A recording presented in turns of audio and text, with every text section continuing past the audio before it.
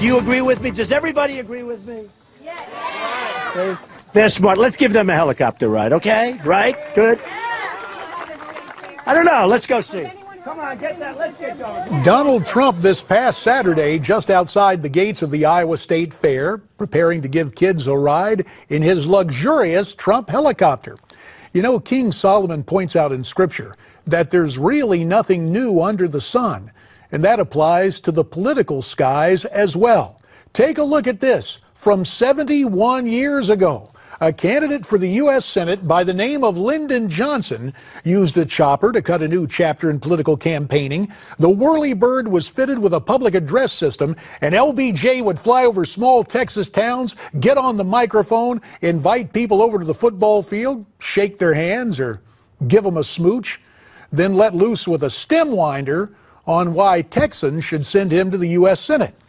LBJ lost that special election in 1941. He was bested by another political figure who had control of another new technology.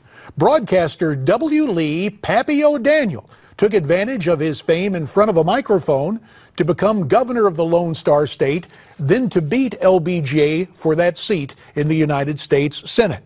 But 7 years later, Johnson had a new helicopter and new pitch to voters and the same old goal, a Senate seat. LBJ would win a three-way Democrat primary, in those days tantamount to the general election. He won it by 89 votes, earning him the nickname Landslide Lyndon. Of course, he went on to become the 36th president of the United States. Now, we turn to what's on your mind via social media. You folks have been sending in a lot of comments. Let's begin tonight with Thomas, who writes in about illegal immigration. And here's what he had to say. JD, by sending the illegal aliens back, the costs may temporarily increase in the short term, but in the long run, we will be saving enormous amounts of taxpayer money for the years thereafter. The fact is that too many illegal aliens have already become dependent on the government. Next up, it's Bradley writing in about Trump's immigration plan. He writes, it seems a moot point to question Mr. Trump on sending illegals and their families back across the border when we have homeless vets and Americans living on our streets. We as a country need to take care of our own before we extend a helping hand to the illegals. Next, it's Joe. Joe identifies himself as Hispanic, and he has some things to say about Mr. Trump's immigration plan. He writes, I'm certain that Mr. Trump and his Make America Great Again campaign is right on. Being Hispanic, I'm with him on his comments regarding immigration.